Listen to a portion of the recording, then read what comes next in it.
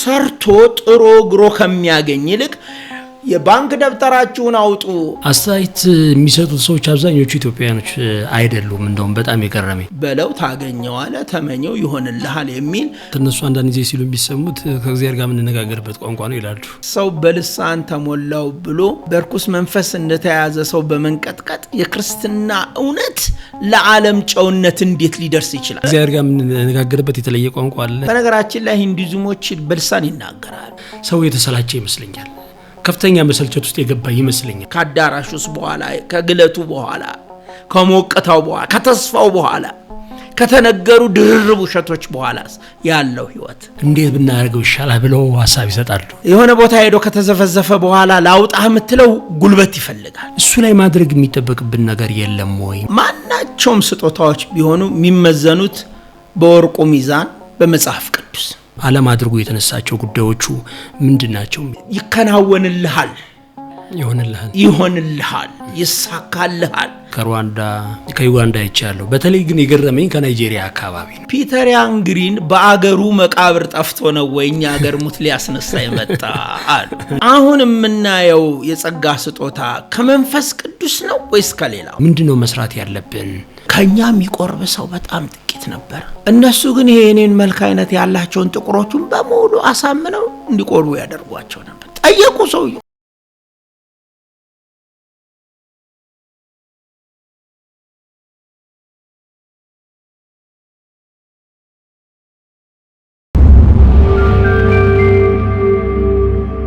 ጤና ይስጥልን ክቡራን ተመልካቾቻችን እንደምን አላችሁ? የዛይ ፖድካስት ነው። በዛሬው የዛይ ፖድካስት መርሃ ግብራችን መላከማዊ ቀሲስ ሳሙኤል እሸቱን ጋብዘናቸዋል። ከመላከማዊ ቀሲስ ሳሙኤል እሸቱ ጋር በሚኖረን ቆይታ የካሪዝማቲክ እንቅስቃሴን በተመለከተ የምንነጋገር ይሆናል።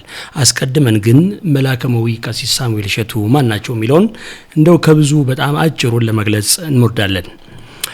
መላከማዊ ቀሲስ ሳሙኤል እሸቱ የመጀመሪያ ዲግሪያቸውን ከቅድስት ሥላሴ ዩኒቨርሲቲ በቴዎሎጂ አግኝተዋል። ከዚሁ ዩኒቨርሲቲ ሁለተኛ ዲግሪያቸውን በሲስተማቲክ ቴዎሎጂ አግኝተዋል። መሰረቱን ካሊፎርኒያ ካደረገው የቪዥን ኢንተርናሽናል ዩኒቨርሲቲ በክርስቲያን ካውንስሊንግ የመጀመሪያ ዲግሪያቸውን አግኝተዋል። በአሁኑ ሰዓት ፍሎሪዳ ከሚገኘው የኮፕት ቴዎሎጂካል ሴሚናሪ በፋሚሊ ሚኒስትሪ ፕሮግራምን እያጠኑ ይገኛሉ። መላከማዊ ቀሲስ ሳሙኤል እሸቱ የተለያዩ መጻሕፍትን በማዘጋጀት ለንባብ አብቅተዋል። የአመጻ መዝገብ ሲገለጽ መናፍቅነት በዓለም ከትናንትና እስከ ዛሬ እንዲሁም ደግሞ በዘመናዊው ዓለም የቅድስት ድንግል ማርያምን ተአምር የሚያሳየውን ሞደርን ሚራክል ኦፍ ሴንት ሜሪ የተሰኘውን መጽሐፍ በመተርጎም ለንባብ አብቅተዋል። በብዙ ሚሊዮኖች በአማርኛው ቋንቋ የተዘጋጀው ጸሎተ ሕሊናና ጸሎተ ጽሞና አንዱ ተጠቃሽ መጽሐፍ ነው። ይህ መጽሐፍ ከአማርኛው ቋንቋ ዝግጅቱ በተጨማሪ በአሁን ሰዓት የእንግሊዝኛ ትርጉም ስራው ተጠናቆ በባለሙያዎች የአርቶት ስራ እየተሰራለት ይገኛል። መላከማዊ ቀሲስ ሳሙኤል እሸቱ በኢትዮጵያ ኦርቶዶክስ ተዋሕዶ ቤተክርስቲያን ባሉ ከፍተኛ የስራ ኃላፊነቶች ውስጥ ያገለገሉ ሲሆን በአሁኑ ሰዓት የመንበረ ፓትርያርክ ጠቅላይ ቤተ ክህነት የመሪ ዕቅድ መምሪያን በዋና ኃላፊነት እየመሩ ይገኛሉ። መላከማዊ ቀሲስ ሳሙኤል እሸቱ እንኳን ደህና መጡ። እንኳን ደህና ቆያችሁ። በእውነቱ የዛይ ፖድካስት የምዕራፍ 2 እንግዳችን ሆነው ስለተገኙ እጅግ አድርገን በእግዚአብሔር ስም እናመሰግናለን። በጣም አመሰግናለሁ። ዛሬ የያዝነው ጉዳይ ላይ ከመግባታችን አስቀድሞ ለተወሰኑ ወራት በሰሜን አሜሪካ ለመንፈሳዊ አገልግሎት ሄደዋልና እዛ የነበረውን አጠቃላይ በካህናቱ ያለው መንፈሳዊ እንቅስቃሴ በምዕመናን አካባቢ ለቤተ ክርስቲያናቸው ያለው ቅናት ምን ይመስላል የሚለውን በተወሰነ ቢያውጉን።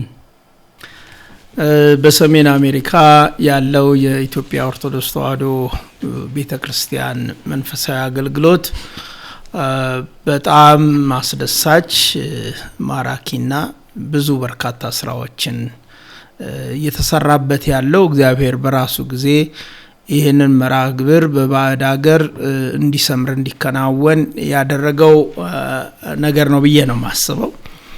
በተለይ ብዙ ጊዜን ማሳልፈው በዲሲ እና አካባቢው ነው። ያው ዲሲ እና አካባቢው የሶስት ግዛቶች ውህድ ነው። ቨርጂኒያ አንድ ግዛት ነው፣ ሜሪላንድ ሌላው ግዛት ነው ራሱ ደግሞ ዲሲ ዲስትሪክት ኦፍ ኮሎምቢያ ተብሎ በከንቲባ አስተዳደር መንግስታቸው ዋና ከተማ ሆኖ የሚኖርበት ነውና በዛ ጋር ብዙ አብያተ ክርስቲያናት አሉ። ቁጥር ባለሳሳት ከ50 ሚጠጋ የኢትዮጵያ ኦርቶዶክስ ተዋሕዶ ቤተክርስቲያን አብያተ ክርስቲያናት አሉ። አንዳንዶቹ የራሳቸው መቅደስ ገዝተው ሌሎቹ ሰርተው ሌሎቹ ደግሞ በክራይ ያ ሁሉም በእድገት ወደዚህ ነው የሚደርሰው። መንፈሳዊ አገልግሎቱ ይሰጣል። እንደሚታወቀው የዛ አካባቢ የአየር ንብረት እንደኛ ሀገር አይደለም። ሙቀትም ሲሆን በውጭ በቀላሉ ቆሞ ማስቀደስ አይቻልም፣ ቅዝቃዜም ሲሆን እንደዛው። ስለዚህ ሁሉ አገልግሎት በቤት ውስጥ የሚከናወን ስለሆነ በዲሲና አካባቢው ያለው የህዝብ ብዛት ጋር ሲነጻጸር እነዚህ አብያተ ክርስቲያናት ብዙ ናቸው የሚያስብል አይደለም። የበለጠ ደግሞ ወደ አንድነት የሚመጡበትና ወደ ትልልቅ ካቴድራል የመገንባት ሂደት ቢኖር ደግሞ ይበልጥ አገልግሎቱን ያሰፋዋል እላለሁ። ግን ግሩም የሆነ አገልግሎት ይሰጣል። በተለይ በልጆች ላይ የሚሰጡ አገልግሎቶች አስደሳች ነው። እንደምትሰሙት እንደምታዩት ነው። በዚህኛው ዙር 3-4 ስቴቶች ለመሄድ ሞክሬያለሁ። በዛም አካባቢ የሚታዩት ነገሮች ሁሉ በጣም አስደሳች ናቸው። ወደ ኔቫዳ ሄጃለሁ። በተለይ ላስ ቬጋስ የኪዳነ ምሕረትና የቅዱስ ገብርኤል ቤተክርስቲያን ግሩም የሆነ አገልግሎት ይሰጣል። ወደ ካሊፎርኒያ ሄጃለሁ። ሎስ አንጀለስ ቅድስት ማርያም ደስ የሚል አገልግሎት አይቻለሁ። እዛው ካሊፎርኒያ ውስጥ ደግሞ ወደ ሳን ፍራንሲስኮና ኦክላንድ የሚሉት አካባቢም ሄጄ ነበር። በጣም ግሩም ነው አገልግሎት የሚሰጥ። ወደ ሚዙሪ ደግሞ ሴንት ሉዊስ የሚሉት ግዛት እዛም ሄጃለሁ። በጣም ተወዳጁ መላገነ ቀሲስ በለጠ የሚያገለግሉበት ቦታ ነው። እዛ አካባቢ በጣም ኢትዮጵያውያን ፕሮፌሽናል የሆኑ ሰዎች ያሉበት ግን ጥቂት ግን ስራቸው ብዙ የሆነ መልካም ነገሮችን አይቻልና ዘርዝሬ የምጨርሰው አይደለም። በዲሲ አብዛኛውን አብያተ ክርስቲያናት አገልግሎት ሰጥቻለሁ። አብዛኛውን ማለት ይቻላል። ክፍተት ሲኖር ደግሞ ቅዱስ ጊዮርጊስ ቤተክርስቲያን ቨርጂኒያ እዚያ ቅዱስ ሶሎሞን ሙሉጌታ ዶክተር በልቅና የሚያገለግሉበት ቦታ ነው። ሰፊውን ጊዜ ደግሞ እዛ አገልግያለሁና ሁሉ ነገር ግሩም ነው ለማለት ነው። ገዳማት አሉ። በነገራችን ላይ 1-2-3 ገዳማት አሉ። የቅድስት አርሴማ ገዳም አለ በሜሪላንድ ውስጥ በጣም ተወዳጅ ገዳም ነው። የአቡነ ሳሙኤል ገዳም አለ በቨርጂኒያ አባ ፊሊጶስ የሚመሩት ነው። እሱም እንዲሁ ተወዳጅ ገዳም ነው። አንድም ሌላም ገዳም አለ አልሄድኩበትም። እነዚህ በዚህ በዲሲ ቨርጂኒያ እና ሜሪላንድ ነው። ያኛው ደግሞ ብዙ ሰው ያውቀዋል። በካሊፎርኒያ ያለው የቅድስት አርሴማ ገዳም እንዲሁ ዝነና ጥሩ ነው መንፈሳዊ አገልግሎቱ ለማለት እጅግ ይደንቃል። መላከማዊ ከዚህ ሐሳብ ጋር አገናኝተን መጨረሻ አካባቢ አንድ ጥያቄ ልንጠይቆት እንችላለን። የያዝናት ርዕስ አብዛኛው ነገሮቹ መነሻው ያው ሰሜን አሜሪካም ስለነበረ ወደ ጉዳያችን እንግባና ብዙ ሰዎች በዚህ በካሪዝማቲክ እንቅስቃሴ ላይ የተለያየ አይነት ግንዛቤና አረዳድ አላቸው። እስቲ ከምንነቱን ጀምር። ይሄ ካሪዝማቲክ እንቅስቃሴ እንዴት ተጀመረ? ሲነሳ ዓላማ አድርጎ የተነሳቸው ጉዳዮቹ ምንድናቸው በሚለውን ጀምር። እግዚአብሔር ይስጥልኝ። እንግዲህ ከካሪዝማቲክ እንቅስቃሴ ጋር አብሮ ሁሌ ተጣምሮ የሚሄደው የአዲሱ የፔንቴኮስቴ እንቅስቃሴ ወይም የኒው ፔንቴኮስቲካል ሙቭመንት የሚለው ነው። የሚቀድመው የኒው ፔንቴኮስቲካል ሙቭመንት ወይም አዲሱ የፔንቴኮስቴ እንቅስቃሴ የሚለው ነው የሚቀድመው። ይሄኛው በ1900 አካባቢ የተጀመረ በመንፈስ ቅዱስ ጥምቀት በልሳን መናገርን ለድነታችን ማረጋገጫ የሚል እንቅስቃሴ ወይ ሙቭመንት ሆኖ የተፈጠረ የተጀመረ ነው።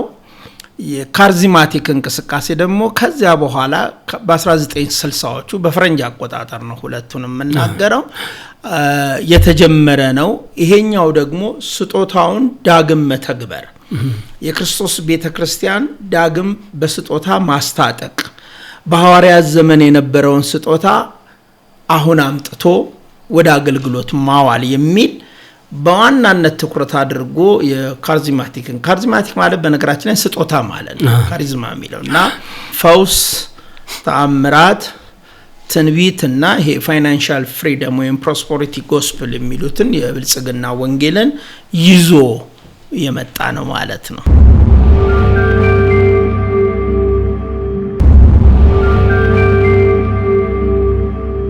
ካሪዝማቲክ እንቅስቃሴዎች የራሱ የሆኑ መገለጫ ምንላቸው ነገሮች አሉት። ምናልባት ከዚህ ከቅድም ከተጠቀሱት ከጴንጤቆስጤ እሳቤ ጋር ያለው ግንኙነት ምን ይመስላል ከሚለው ጋር ያይዘው ቢገልጹልን።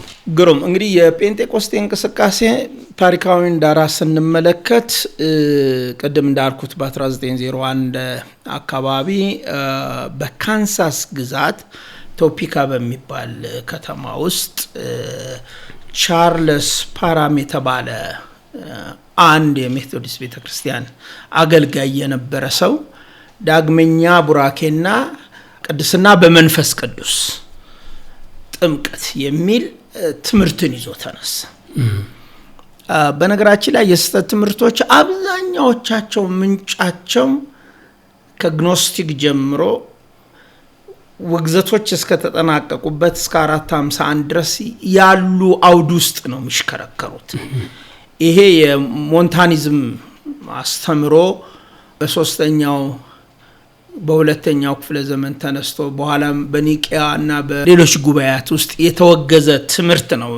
የመንፈስ ቅዱስን የትምህርት ወይም የመንፈስ ቅዱስን የጸጋ ስጦታም በተለያየ ስተት መንፈስ በመተርጎም ተነስቶ የነበረ ማለት ነው። ያንን ነው እንግዲህ ከ2000 ዓመት በኋላ እንደገና ተጉዞ መጥቶ ክደቱ ተመልሶ የሚንጸባረቀው ማለት ነው። እና ቻርልስ ፓራም ይሄንን እንቅስቃሴ አድርጎ ጸሎት ቤቶቹ በተሟሟቀ ሙዚቃ፣ በተሟሟቀ ጩኸት፣ በተሟሟቀ ጭፈራና ዳንስ በሚመስሉ እንቅስቃሴዎች ውስጥ ይሞሉ ነበር። በዚህ ጊዜ በአዲስ ልሳን ወይም በአዲስ ቋንቋ መናገር የሚለው ነገር ይታይ ነበር።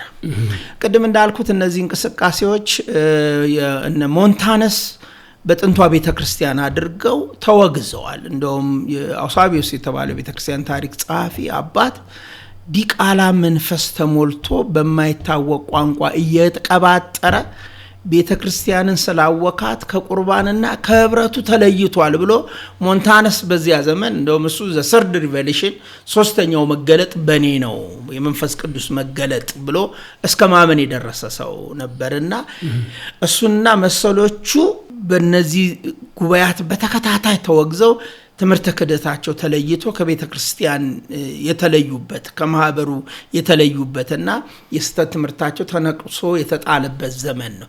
ያንን ነው እንግዲህ መልሰው ደግመው የኒው ፔንቴኮስታል ሙቭመንት በጣም በተጋጋለና በስሜት በተሞላ መንፈስ ብዙዎቹን አብያተ ክርስቲያናት እዛ አካባቢ ያሉት ያው በአሜሪካን ሀገር ብዙዎቹ የሜቶዲስትና የአንግሊካል ቤተክርስቲያን ወይም ኤጲስኮፓል ተብለው የሚጠሩ አንግሊካል ቤዛቸው የሆነ የነሱ የነበረ ነው እና እንደውም ምንድነው በአስተምሮቻቸው ውስጥ ብሪቲሽ እስራኤሊቲ የሚል ይሄ ነጩ የአይሪሹ ማህበረሰብ አዲሱ እስራኤል ነው፣ እስራኤል ዘነፍስ ነው፣ ሌላ ልንቀላቀል አይገባም ብለው ጥቁሮችን ሁሉ ያገሉ ነበር። እንደው ከዚህ ታሪክ ጋር በጣም ተያይዞ ሁሌ የሚነገረውና ዘ ሰከንድ ሙቭመንት ተብሎ የሚነሳው አንድ ጥቁር የዚህ የቻርልስ ፓራም ደቀ መዝሙር ነበር። ጥቁር ስለሆነ በአምልኮ ስፍራ እንዳይገባ ግን በሆነ ብቻውን በአንዲት ክፍል ሆኖ እንቅስቃሴውን እንዲያዳምጥ ተደርጎ ነበር ይሄ ሰው ይሄንን ካደረገ በኋላ ሁለተኛም ያደረገው ነገር ምንድነው? ይሄንን እንቅስቃሴ ይዞ ሲሞር ይባላል ወደ ሎስ አንጀለስ ነው ሄደው። ወደ ሎስ አንጀለስ ሄዶ በዚያ በሎስ አንጀለስ ኤልኤ ማለት ነው በአሱሳ ጎዳና ላይ ሌላ እንደገና መገለጥ አለኝ ብሎ ጀመረ ማለት ነው እና ብዙዎችን ሰብስቦ ብዙዎችን አሳምኖ የመንፈስ ቅዱስ ጥምቀት የልሳን መናገር የሚለው ሙቭመንት አመጣ ማለት ነው።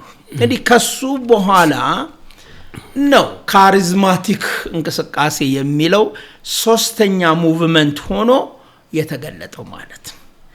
በዚህ እንቅስቃሴ ውስጥ አሴምብሊ ኦፍ ጋድ ቀጥሎ ደግሞ ኦንሊ ጂሰስ እነዚህ የተባሉት ቤተ እምነቶች ሊፈጠሩ ይችላል። ስለዚህ ካሪዝማቲክ ሙቭመንት ከኒው ፔንቴኮስታል እንቅስቃሴ ወሰደና አይ በልሳን መናገር ብቻ ሳይሆን የለም ትንቢት መናገር፣ ታምራት ማድረግ፣ መበልጸግ እና የመሳሰሉትን ድንቆች መስራት መገለጫው መሆን አለበት የሚል ነገር ይዞ ተነሳ።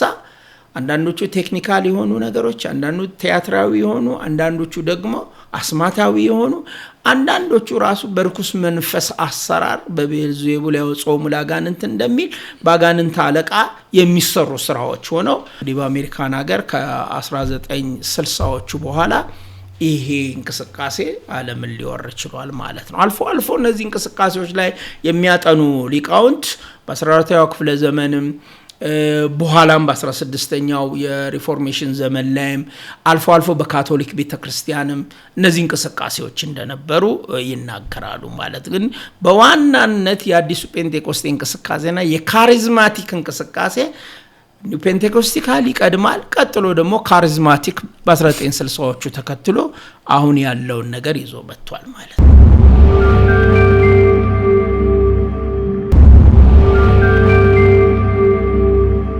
አብዛኞቹ ነገሮች የተጠቀስናቸው በሰሜን አሜሪካ ያለውን እንቅስቃሴ ነው።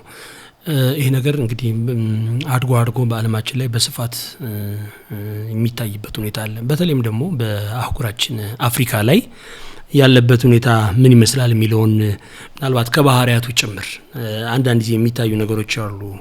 ከዚህ ከማህበራዊ ወይ ኢኮኖሚያዊ እንቅስቃሴ አንፃር ሰዎች እንዲሁ በደረቁ የሚታለሉበት መስሎ የሚታዩ ነገሮች ስላሉ አፍሪካ ላይ በተለይ ይሄ እንቅስቃሴ ከሃይማኖታዊ ገለጫነቱ በተለየ መልኩ ሌሎች ጉዳዮች ላይ ሲገባ ይስተዋላልና እሱ አካባቢ ያለውን ከነባህሉ ቢገልጹልን። የካሪዝማቲክ እንቅስቃሴ መገለጫዎቹ አሉ ብለን ተናግረናል። አንዱ ተአምራት ነው፣ ሌላኛው ልሳን ነው፣ ሌላኛው ትንቢት ነው፣ ሌላኛው ደግሞ ከዚህ ከብልጽግና ወይም ከሀብትና ፋይናንሻል ፍሪደም ብለው የሚጠሩት እነሱ በገንዘብ ልቆ በሀብት ከብሮ ከመታየት ጋር የሚደረጉ እንቅስቃሴዎች ናቸው። ጥቂት እነዚህን ነገሮች የሚያዳምጡን ሰዎች እንዲረዱ እንነጋገርባቸው። በተለይ ይሄ የቃል እምነት የሚለው ወርድ ኦፍ ፌዝ በአሁን ሰዓት እኛ ሀገር በብዛት የሚተገበር ነው። በአንዳንዶች እንደምትሰማው በሉ ተናገሩ ይሆንላችኋል የሚለው ነገር ማለት ነው። ምንድነው የሚሉት እነሱ? የምንናገረው ነገር ሁሉ የመከናወን ውስጣዊ የሆነ የራሱ ኃይል አለው። ስለዚህ ተናገረው ደግሞ ታገኘዋለህ። መኪና ፈልጋለሁ በል መኪና ውጪ ይጠብቃል። ገንዘብ ባንክ ውስጥ እንዲገባ ፈልጋለሁ በል በሆነ ታምር ገንዘብ ባንክ ውስጥ ይገባል የሚል የዚህ የቃል እምነት። ይሄ እንግዲህ ምንድነው ከሰው የማህበራዊ አኗኗር ችግር ጋር ተያይዞ የሚገባ የስነ ልቦና ጫዋታ ጭምር ነው። እንደምታውቀው ይሄ ዓለም በብዙ የኢኮኖሚ ቀውሶች የተመታበት ዓለም ነው። ገንዘብ የመፈለግ ፍላጎታችን ከምን ጊዜውም በላይ ከፍ ብሎ ኑሯል። ድሮ የዛሬ 150 ዓመት ትልቅ ነገር ሰው ፈለገ ቢባል አንድ መጽሐፍ ላይ የፊት መስታወት ለመግዛት ሰውን ሸጦ የፊት መስታወት ይገዛ ነበር ይባላል። አሁን አድጎ ደግሞ ገንዘብ የመፈለግ ምኞታችን በጣም ሰማይ ነክቷል።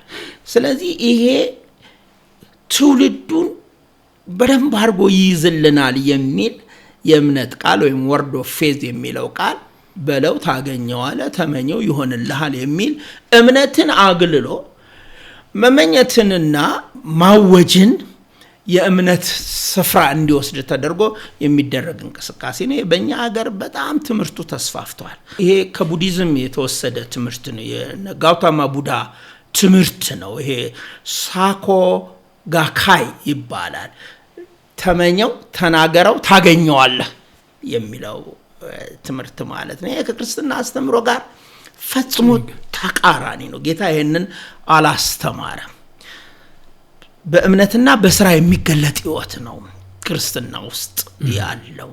ገና ሰውን ከመፍጠሩ በፊት ምድርን ከፈጠረ በኋላ ሰውን ካበጀ በኋላ ካፈር ሰጥቶ ተንከባከባት ነው ያለው። ዝም ብለ ቁጭ ብለ ተመኝ አላለም። የሆነ ተአምር ይወርድልሃል አላለም። እና ይሄ አንዱ ነው። ሌላው ተአምርን መፈለግ ነው። ጌታ በወንጌል ትምህርት ውስጥ እንደውም ተአምርን የሚሻ ትውልድ አመንዝራና አመፀኛ እንደሆነ ተናግሯል።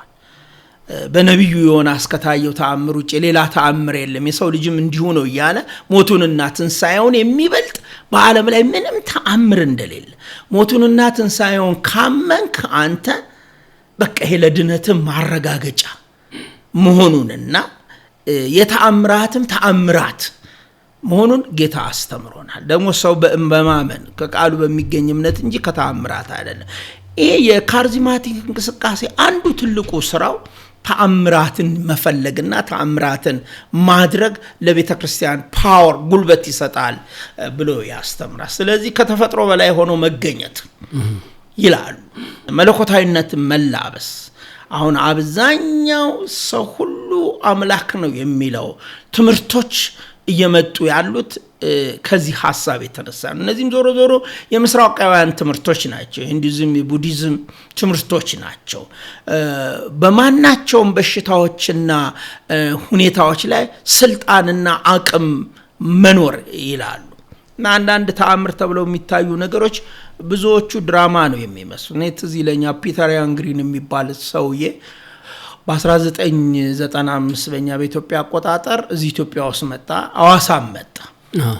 እኛ እኔ ሰባኪ ነን እዚህ ቅድስት ሥላሴ ካቴድራል ሰባኪ ነን። ድንቅ ሰባኪያን የነበሩበት ጊዜ ነውና አዋሳ ሄደን ፒተር ያንግሪን አንዱ ቅስቀሳው ምን ነበረ? ተአምር ማድረግና ሙት ማስነሳት ነው ይል የነበረው። እና አንድ የቤተክርስቲያን አባት አሁንም አሉ ብፁዕ አቡነ ሉቃስ ይባላሉ። እንዴ ፒተር ያንግሪን በአገሩ መቃብር ጠፍቶ ነው ወይኛ አገር ሙት ሊያስነሳ ይመጣ አሉ። ሪሊ በጣም እውነት የሆነ አባባል። ስለዚህ የዚህ አንዱ መገለጫው ተአምር ማድረግ ነው። ተአምር ብለው ለማሳየት የሚሞክሩት ነገሮች ደግሞ አብዛኞቹ ማጂክ የሚመስሉ አንዳንድ ጊዜ እጅ ዘርጉ ይሉና አንደኛው እጅ እየረዘመ እየወጣ ነው ይሄ ተአምር ነው ብለው ያሳያሉ። የተአምራት ዋነኛው ግባቸው ዓላማቸው በወንጌል እንደተገለጸው የእግዚአብሔርን ስራ ማድነቅ ነው።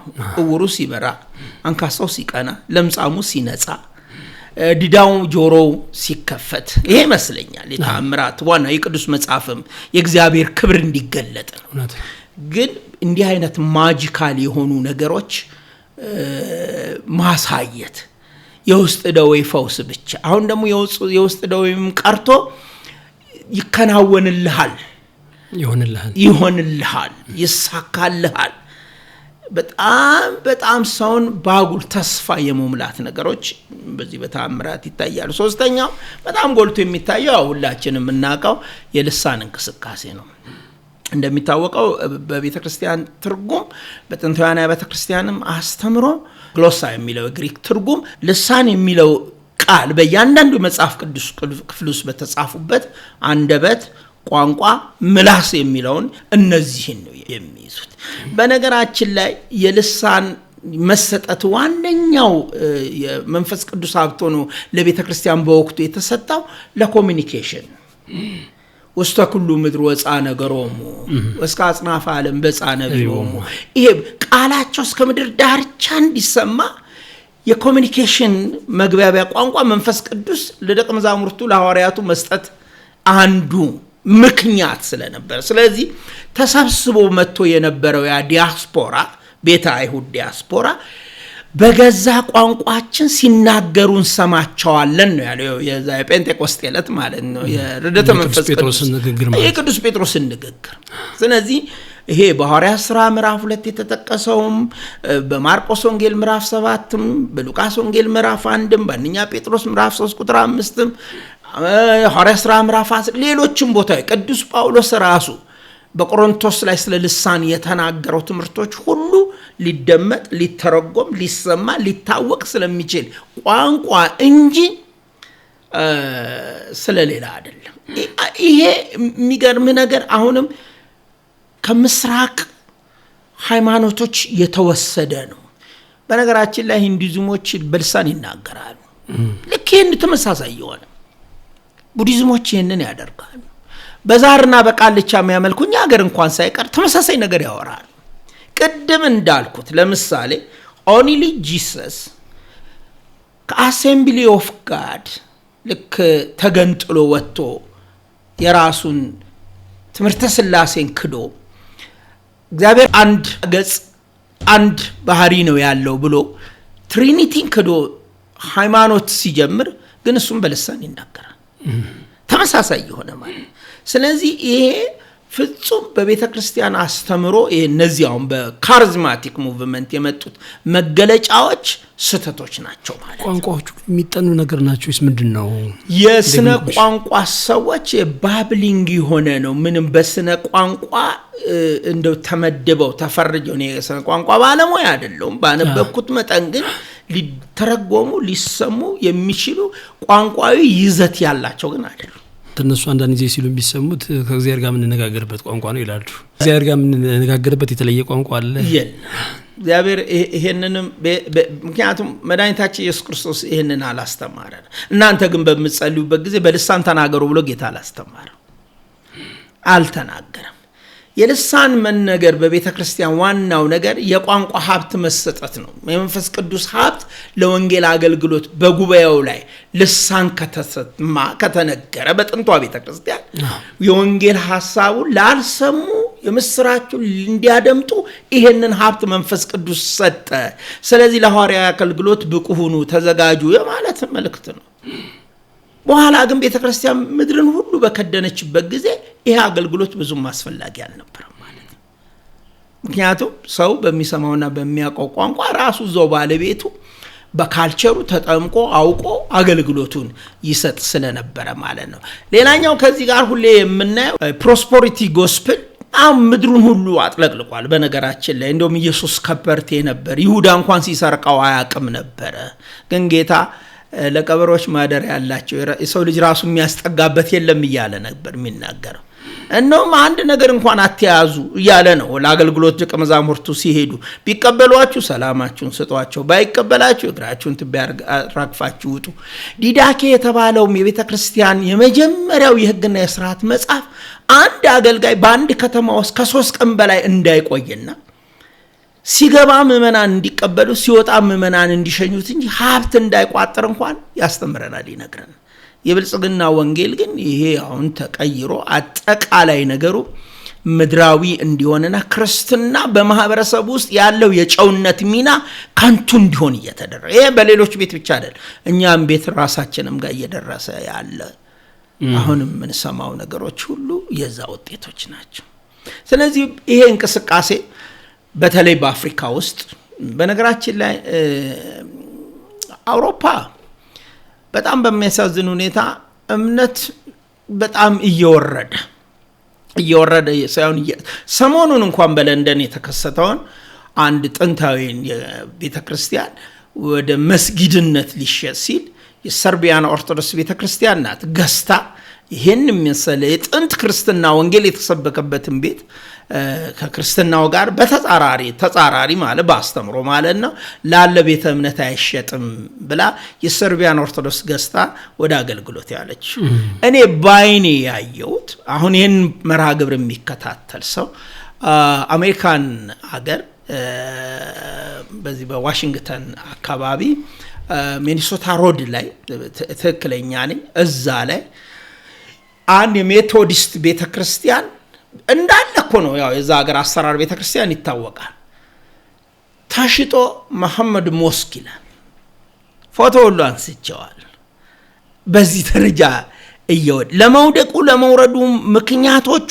እነዚህ የስተት ትምህርቶች ሲፈተሹ ዜሮ ሲፈተሹ ባዶ ሲፈተሹ የግለሰቦች መበልጸጊያ ሲፈተሹ ባዶ ተስፋ ሲፈተሹ መስቀል የሌላቸው ተጋርሎ ማይፈልጉ መንግስተ ሰማያትን የመጨረሻ ግብ ያላደረጉ ክርስቶስን መምሰል ሳይሆን ወይም ራስ ወደ ሆነው መድረስ ሳይሆን ዓለም ወደሚፈልገው ብልጽግናና ሀብት መድረስ ስላደረገ አዲሱ ትውልድ የቅድስናና የርኩሰት መለያን ሲያጣው የእምነትና የክደት መስመር ሲጣፋ ተው ማለት ነው ይሄ ነገር እዚህ ሀገር እንዳይመጣ ስጋት አለኝ እዚህ ሀገር እንዳይመጣ ስጋት አለኝ ስለዚህ ይሄ እንቅስቃሴ ወደ አፍሪካ ከመጣ በኋላ በሚያሳዝን ሁኔታ የፈጠራቸው የተዛቡ ተጽዕኖዎች አሉ ለምሳሌ ቀደም እንዳልኩት የብልጽግና ወንጌል እንዲስፋፋ አድርጓል ነገራችን ላይ የብልጽግና ወንጌል ሲስፋፋ በተአምር መበልጸግ በማታለል መበልጸግ፣ የራስ ያልሆነ ገንዘብን መመኘት፣ ህገወጥ የንብረት ሽሚያ ንጥቂያ ውስጥ መግባት። ይሄ ፖሊስ አልፈተሻቸውም እንጂ እኛ ሀገር ብዙ ነገሮች እንዲህ ተከናውነዋል። በየገስታውሱ ተዘርፈው አንገታቸውን ደፍተው ተመልሰው የሄዱ ለጸሎት ብለው መጥተው ከፈረንጅ ሀገር ብዙ ታሪኮችን እናደምጣለን። ስለዚህ ትውልዱ ሰርቶ ጥሮ ግሮ ከሚያገኝ ይልቅ የባንክ ደብተራችሁን አውጡ አሁን ሊገባልሃል ስንት ገባ ይሄን ያህል፣ ይሄ መኒ ላውንደሪንግ ነው። ህግ ባለበት ሀገር ውስጥ የማገንዘብ ከየት ወጥቶ እማገንዘብ ውስጥ ይገባል። ይሄ ነውርም ነው። ስለዚህ ሰው በምኞት እንዲኖርና የሰው ገንዘብን እንዴት አርጓ በማታለል እንደሚወስድ ይሄንን በጣም የስተት እንቅስቃሴ ይሄንን ፈጥሯል ማለት ነው። ሁለተኛ ህገወጥ ንግዶችን፣ ይሄ ኮሜርሻላይዜሽን ኦን ፌዝ፣ ይሄ እምነትን መነገጃ ማድረግ፣ ባዶ ውሃ መሸጥ፣ የሆነ ምናምን ነው ብሎ ቁስ ወስዶ እንዲህ ነው ተጸልዮበታል ምስኪኖች የሚበሉት የሌላቸው ያለ መግዛት ሲሻሙ መዋል፣ የተነገደው የተሰበሰበው ገንዘብ ለማህበራዊ አገልግሎት ሳይሆን ለግለሰቦች ብልጽግና እንዲውል ማድረግ፣ በፈውስ ስም የሚፈጸሙ ደግሞ የማጭበርበር ስራዎች፣ መድኃኒታቸውን የተው ያልጋ ቁራኛ ሆነው የቀሩ ወደ መቃብር የሰመጡ እጅግ ብዙዎች አሉ አፍሪካ ውስጥ። ከማህበረሰቡ ባህልና ወግ ውጪ የወጡ ነገሮች መደረጋቸው አይተ እንደሆነ አንዳንዶቹ የሴት ጫማ አድርገው ፈውሳለን ሲሉ፣ አንዳንዶቹ የመራቢያ ዕቃዎችን ያላግባብ በአደባባይ ሲነኩ፣ አንዳንዶቹ የእህቶቻችንን በተለይ ደሆችና ሴቶች ላይ ነው ይሄ የካሪዝማቲክ እንቅስቃሴ ከፍ ያለ በደል አፍሪካ ውስጥ እየፈጸመ ያለው። ትልልቆቹ እንደው ሞት ቀደመው እንጂ እነ ቲቢ ጆሹዋ ሳይቀሩ ወንጀለኞች መሆናቸው ይታወቃል። እዚሁ ሀገር ያሉ አብያተ ክርስቲያናት የነሱ መምጣት በዚህ ሀገር እንኳን ይቃወማሉ። ህገወጠኝነትና ሐሰተኝነት እንዲበረታታ። ሌላው ክርስትናን ህብረቱን ሁሉ ይከፋፍላል። በተለይ በነባርነት ቤተ እምነትን ይዘው የመጡ ጥንታውያን አብያተ ክርስቲያናት ቀድሞ እነሱን መምታት ማፍረስ የካሪዝማቲክ እንቅስቃሴ አንዱ ተልእኮ ነው። ለ2000 ዓመት የክርስትናን እውነት ይዛ የመጣች የኢትዮጵያን ኦርቶዶክስ ተዋሕዶ ቤተክርስቲያን ከፈል ነው፣ ሰነጠቅ ነው፣ መታ ነው፣ ጣል ነው፣ ሲለያየ ነው እያሉ የሚያሟርቱ፣ ይሄም እንዲሆን ከጀርባ ብዙ ስራ የሚሰሩ፣ ይሄ ስራቸው አልበቃ ብለው ደግሞ የቤተክርስቲያን የተቀደሱና የተከበሩ ነዋያቶቿ ላይ ሁሉ የሚያላግጡ ሰዎች የካሪዝማቲክ ሙቭመንት ውጤቶች ናቸው። እውነት ለመናገር ይሄ ብቻ አይደለም፣ ክርስትናውን ደካማ አደረጉት። መስቀል አርባ ክርስትና አደረጉት። የተጋርሎ ክርስትናን ዜሮ አደረጉት። መንግስተ ሰማያት የመጨረሻ ሀገራችን ነው የሚለውን ክርስትና ዜሮ አደረጉ። ከዚህ ጋር ይሄ ጥንቆላ ወይም ካልቲንግ የምንለው በጣም እንዲስፋፋ በሩመር ደረጃ ያው መረጃ ባይኖረንም የታስደግመው እንደሚመጡ ግማሹ ቻድ ሄዶ ሱዳን ሄዶ አንዳንዶቹ ሳውዝ አፍሪካ ሄደው እንደሚመጡ እንሰማለን። የመናፍስት አሰራር ምድሪቱን እንዲከድን ማለት ነው።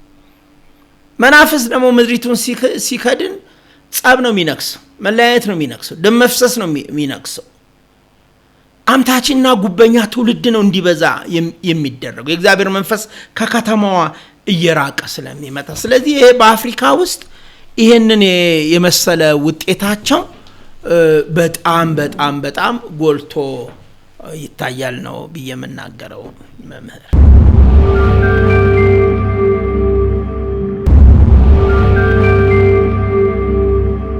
መላከማዊ አሁን ብዙ ነገሮችን ሲጠቅሱ ያየናቸው በተግባርም የሚታወቁ ነገሮች አሉ። የሚያሰጋኝና መፈራው በዓለማችን ላይ የክርስትና ጉዞ መጨረሻ ምን ሊሆን ይችላል የሚለው አሳሳቢ ነው።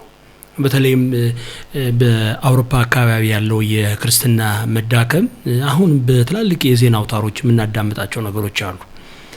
ክርስትና እናራምዳለን፣ ክርስትና ዋናው የኛ የኑሮ መሰረታችን ነው ብለው ለበርካታ ዓመታት ሲጓዙ የነበሩ አብያተ ክርስቲያናት ጠፍተው ዛሬ ቅድም በተከሱት መልኩ ለሌሎች መገልገያ የሆኑበት ጣፋንታ ላይ ወድቋል።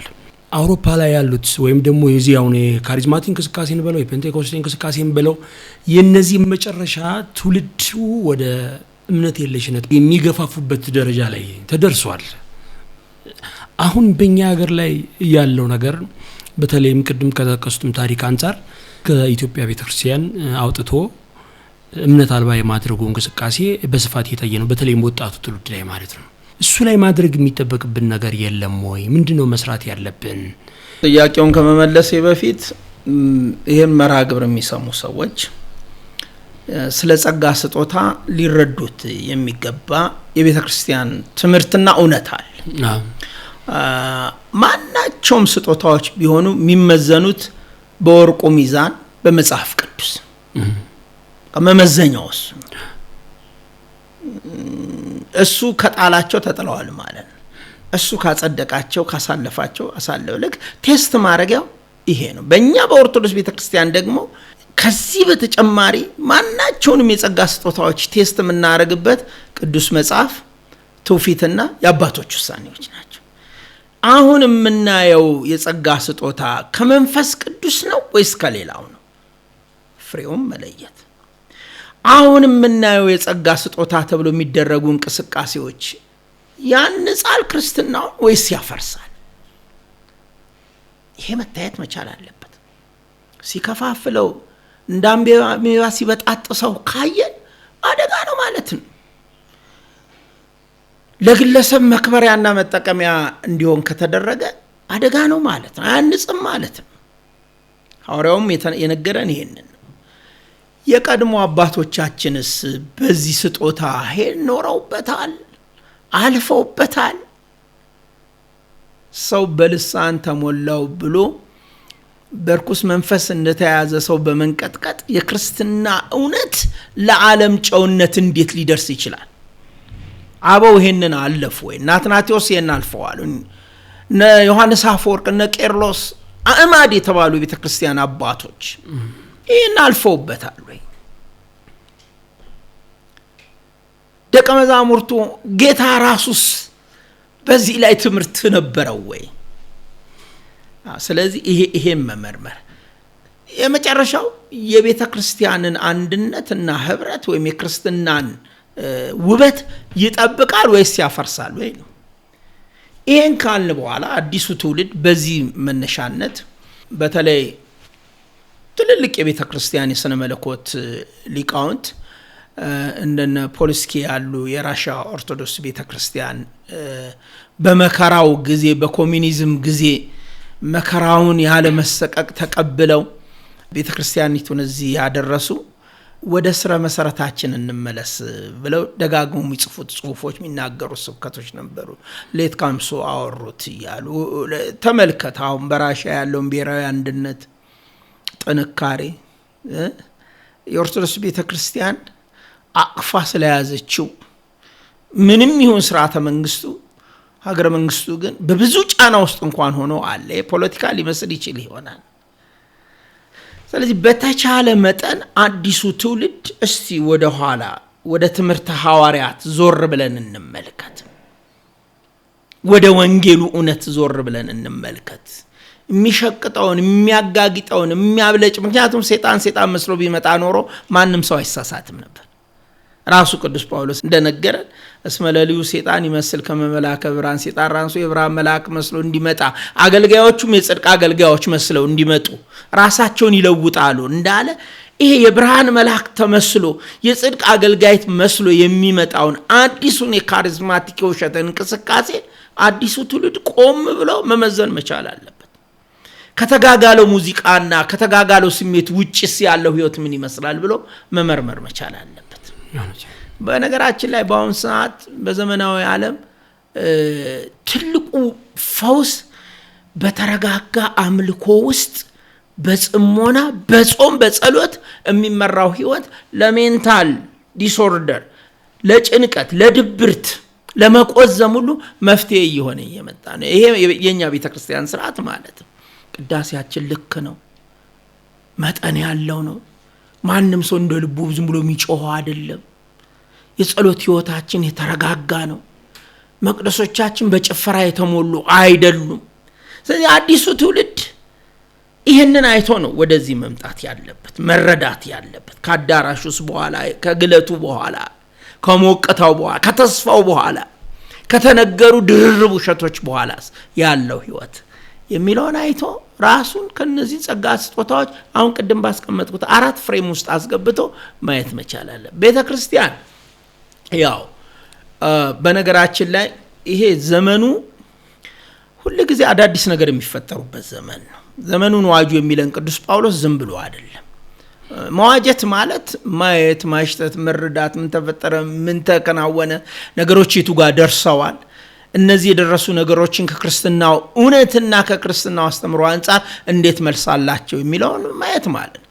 ይሄንን የሚዋጁ የሥነ መለኮት ሊቃውንት በየጊዜው የተዘጋጁ አዲሱን ትውልድ ከታች ጀምሮ ያነጹ ማምጣት ማስተማር አለባቸው። ዝም ብለ ከጎረመሰ በኋላ የምትነግረው አይደለም ካመለጠ በኋላ አይደለም ጭቅጭቁስ መግባት ያለበት የሆነ ቦታ ሄዶ ከተዘፈዘፈ በኋላ ላውጣህ የምትለው ጉልበት ይፈልጋል። ቀድመ ቀርጸ ያወጣው ነገር ግን ሼፕ አድርገዋልና ፈተናም ቢመጣ ጸንቶ ይቆማል። በየሳንዴ ስኩሉ በየማህበራቱ በሰንበት በሚደረጉ ስብከቶች ዝም ብሎ ግርግርታና ጩኸት ብቻ ሳይሆን ሰባኪው መሰለውን ሐሳብ አውርቶ የሚሄድበት ሳይሆን እኔ በምሳሌነት ጠቅሳለሁ አድርግልኝና ሙላለም ልደታ ያለው እዚህ ማህደረ ስብሐት ልደታ ያለው ስብከተ ወንጌል አገልግሎት ብዙ ጊዜ ለአገልግሎት ሄዳለሁ። አስቀድሞ ግን መስበኪያ ርዕሱ የሚሰጠኝ ሰባኪ ወንጌሉ በዚህ ነው መስበከው ነው የሚል ሊቀ ጉባኤም እንዴት እንደሚያዘጋጅ እንዴት ቅዱስ መጽሐፍ እንድትመለከት እንደሚያደርግ አሁንም የወቅቱን ችግሮች የወቅቱን ክስተቶች የወቅቱን ሁኔታዎች እያገናዘበ በዲስኩር መልክ ሳይሆን ትውልዱ እንዲረዳው አውደ ምሕረቶቻችን ይሄንን መልክ መያዝ መቻል አለባቸው። ስለዚህ ቤተክርስቲያን ይሄንን ለመስራት መዘጋጀት ብቻ አይደለም ጊዜውን ይሄ ታይሚንግ ይባላል ማን ነው ሲናገር ሰምቻለሁ። በረኛው ኳሱ የሚገባበት ታይሚንጉ ጠብቆ ስለማይወድቅ ነው ይባላል። ታይሚንጉን ጠብቆ አቅጣጫውን አይቶ ከወደቀ ሊያድናት ይችላል ይባላል። እና ታይሚንጉ የኛ ነገር ካለፈ በኋላ ነው ጩኸት ምን ጀምረው ጊዜውን የሚዋጁ ስሉጥ የሆኑ የሚፋጠኑ በመረጃ የተሞሉ በአብነት ትምህርቱ በስነ መለኮት ትምህርቱ በነገራችን ላይ ይሄ በስነ መለኮት ትምህርት ብስለት የሚመለሱ ነገሮች ስለሆኑ ማለት ነው እንዲህ መደረግ አለባቸው ብዬ አምናለሁ።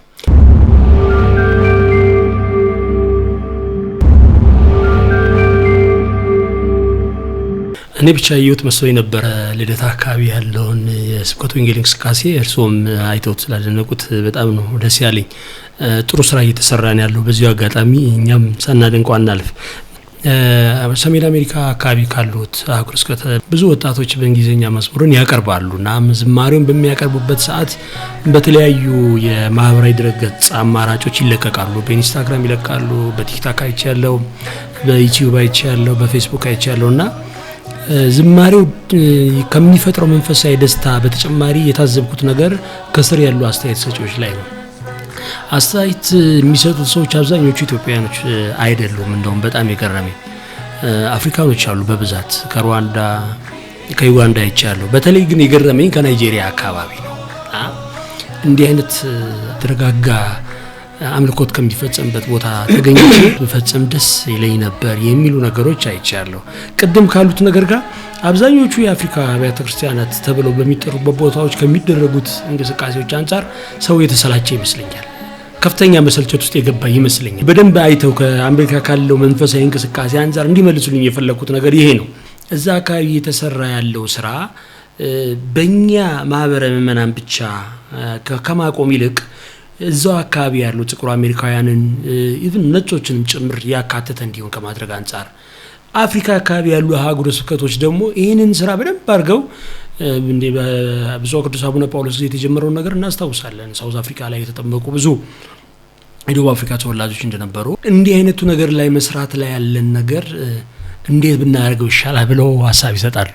መምር በጣም አንዱ ክፍተታችን እኛ ራሳችንን አይሶሌት አድርገን ያለን ዝግ ሶሳይቲ እስከሚመስል አይነት አገልግሎት ያለን ኢትዮጵያ ኦርቶዶክስ ተዋሕዶ ቤተክርስቲያን በቤታችን መራቀቁ ስብከቱ ቃሉን በዜማ ጭምር ወንጌልን መታዘም የኢትዮጵያ ኦርቶዶክስ ተዋሕዶ ቤተክርስቲያን ናት። ያው ብዙ ሰው የገዙ ሐሳብ ስለማይገባው ነው እንጂ ግን አልወጣንም። ይሄን አላሻገር ነው። 2-3 ማሳያ ልንገር።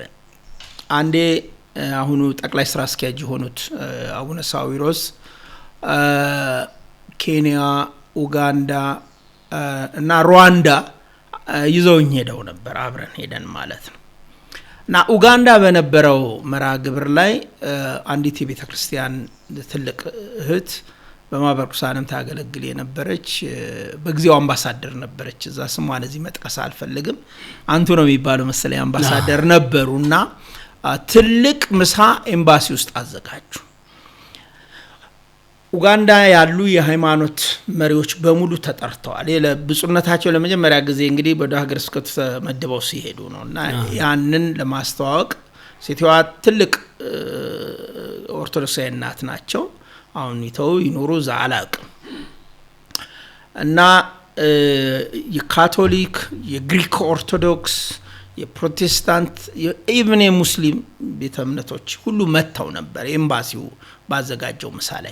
እና ለመጀመሪያ ጊዜ የግሪክ ኦርቶዶክስ የአፍሪካዊ ጳጳሳውን አርፈዋል። ሰው የግሪክ ኦርቶዶክስ ምስራቅ ኦርቶዶክስ ማለት ነው የሆኑ አንድ ጥቁር ፎቶአቸው አብረን ተነስተናል። እዛ ሲናገሩ ምን አሉ? እኔ ማዝነው እናንተ ያላችሁ እኔ ከግሪክ ቤተክርስቲያን ይህን ጵጵስና መውሰዴ ነው። አንድ ኮንቲኔንት ላይ ከአንድ ኮንቲኔንትም ውጪ ደግሞ አንድ አቅጣጫ ላይ ምስራቅ አፍሪካ ውስጥ ያለን ገጻችን ጥቁር፣ መልካችን ተመሳሳይ፣ ባህላችን እጅግ ተቀራራቢ የሆንንኛ ለ2000 ዘመን ክርስትናን ይዛ ከኖረች ኦርቶዶክስ ቤተክርስቲያን የኢትዮጵያ ኦርቶዶክስ ቤተክርስቲያን ክህነት ሳልቀበል ከነጮቹ ከግሪክ ኦርቶዶክስ ቤተክርስቲያን ከዚያ ነው አቶስ ገዳሜ ጄ ዛቆይቼ ትምርቱን ተምሬ ጳጳስ ሊቀ ጳጳስ ሜትሮፖሊስ ለመሆን የበቃውት ብለውና ረባካቹዋል። ይሄ እንግዲህ ያው ሊቀ ጳጳሱም አሁን አሉ በህይወት ይሄን ዝግጅት ይሰሙታል። አባ አብርሃም ገረመውም በጊዜው አብረውኝ አሉ ይሰሙታል ማለት ልክ ነበሩ ሰውየው።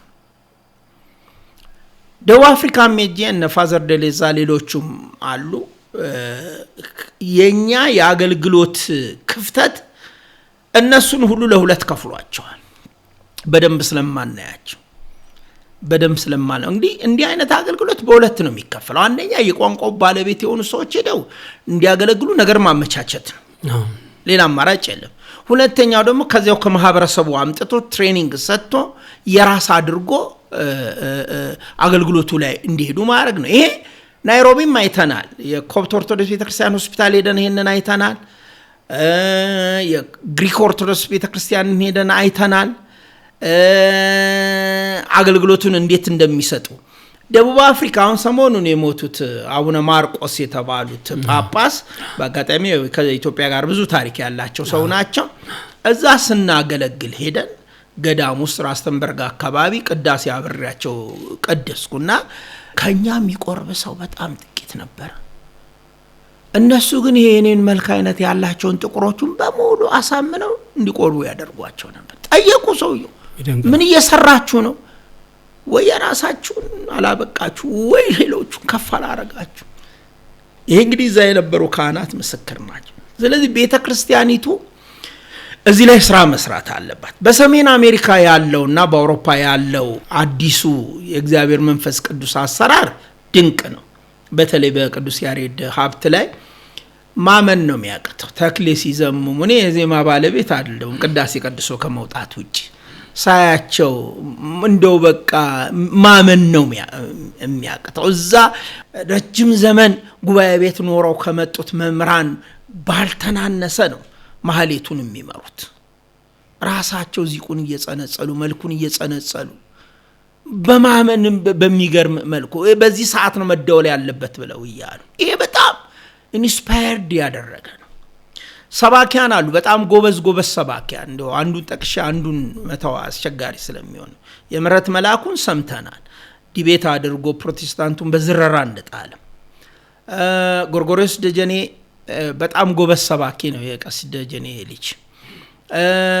ናሆም ሶሎሞን የቀሲስ ሶሎሞን ሙሉጌታ ልጅ በጣም ጎበዝ ሰባኪ ነው። ሌሎቹም አሉ እኔ ዝም ብዬ በቅርብ ያወቅኳቸው ነው። በዝማሬ አገልግሎት የነዘማሪ ፋንቱ ወልዴ ልጆች በእንግሊዘኛ የሚያወጡ የቀሲስ በለጠ ልጅ ተዋዶ በለጠ እንዴት ያለ ግሩም ሰባኪ ነው። ዘማሪዎቹ ሁሉ አሁን ያልኩ ካህል ልጅም በእንግሊዘኛ ሁሉ ትዘምራለች። በነገራችን ላይ የዛ ሀገር ልጆች ያው ስነ ልቦናቸው በጣም በእውነት ላይ የተቀረጸና ውሸት ማያውቁ ስለሆኑ በደንብ አድርገው የቤተክርስቲያኒቱን ክብር ጠብቀው ነው ልጆቹ አገልግሎት። አሁን ይሄንን እንዴት ተደርጎ ወደ ጥቁሩ ወደ ነጩ ይተላለፍ የሚለው ጥሩ ነው። ጅማሬ አለ። ስፓ የተባለ ቸርች አለ እዛ ዲሲ ውስጥ ማለት ነው። የቅዱስ ጳውሎስ ቤተክርስቲያን ነው፣ ሴንት ፖል ኦርቶዶክስ ቸርች ማለት ነው። ቄሱ በጣም ጎበዝ ልጅ ነው። እንደውም እንደሰማሁት እዚህ ተወልዶ የሄደ ቄስ ነው። ሄጄ ቦታውንም አይቼዋለሁ። ባላገለግልም በሆነ መታገብ ሄጄ አይቼዋለሁ። ብዙ ወጣቶች አሉ እያጠመቁ ነው። አሁን ነጩን ያጠምቃሉ፣ ጥቁሩን ያጠምቃሉ። የራሳቸው ቸርች ነው በብፁዕ አቡነ ፋኑኤል ስር ሆነው አገልግሎቱ ሙሉ እንግሊዘኛ ነው፣ ሌላ ነገር የለውም ማለት። ቅዳሴው በእንግሊዘኛ ነው፣ ስብከቱ በእንግሊዘኛ ነው፣ ዝማሬው በእንግሊዘኛ። ብዙ ሰዎች ወደውታል።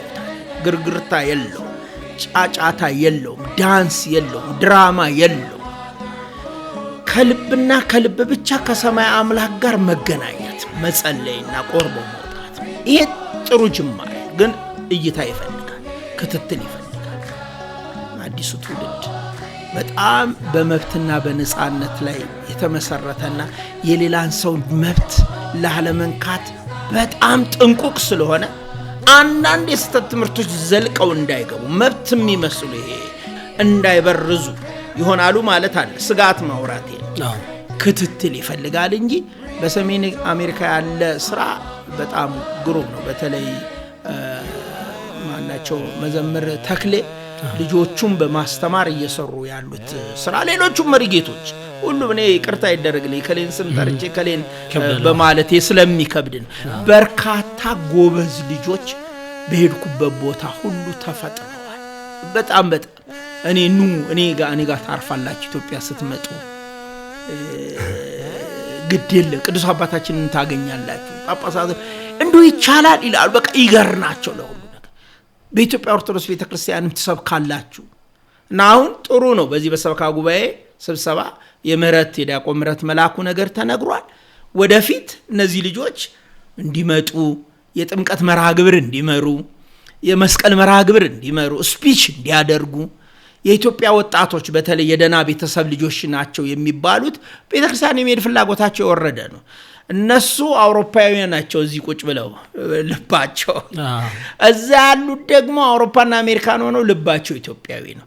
ያንን መንፈስ በየሳንዴ ስኩሉ እንዲያሳድሩ የኢትዮጵያ ቤተክርስቲያን እነዚህ ልጆች እየጠራች በሊቀ ጳጳስ አማካኝነት በየሀገሩ ባሉት ሊቃነ ጳጳሳት አማካኝነት እንዴ ፊሊፒንሳዊ አይደል እንዴ ካናዳ አግኝቼዋለሁ ካልጋሪ ክራር ሚመታም የሚለው ፊሊፒንሳዊ ነው። እንዴት ለኢትዮጵያ ቤተክርስቲያን ክብር እንዳለ እንዳጋጣሚ ሆኖ አንድ ባለቤቴ እህት ልጅ ጓደኛ ነው። ያም ዲያቆን ነው፣ የታወቀ ዲያቆን ነው። ደሞ ያየር አብራሪ ኦልሞስት ጨርሷልና እነዚህ ልጆች ትልቅ ደረጃ እየደረሱ ስላሉ ቤተክርስቲያን ከአገልግሎቷ ጋር እነዚህ ማዋሃድ ማያያዝ ይገባታል እና ይሄ ድንቅ ነው። መላከማዊ ቀሲስ ሳሙኤል እሸቱ እጅግ አድርገን ነው የምናመሰግነው። በእውነት ላዳመጠው ሰው እጅግ የሚጠቅም በርካታ ቁም ነገሮች የያዙትን ሐሳቦትን ነው የሰጡን። እኛም ደግሞ የዛይ ፖድካስት እንግዳ ሆነው ይሄን የሚመስል ሐሳብ በዚህ መድረክ ስላካፈሉን በእግዚአብሔር ስም በድጋሚ እጅግ አድርጌ አመሰግናለሁ። እግዚአብሔር ይስጥልኝ። ምናልባት ቀረ የሚባል ነገር ይኖራል? ምንም የቀረ የለም። ቴንክ ዩ። አመሰግናለሁ በጣም እግዚአብሔር ይስጥልኝ።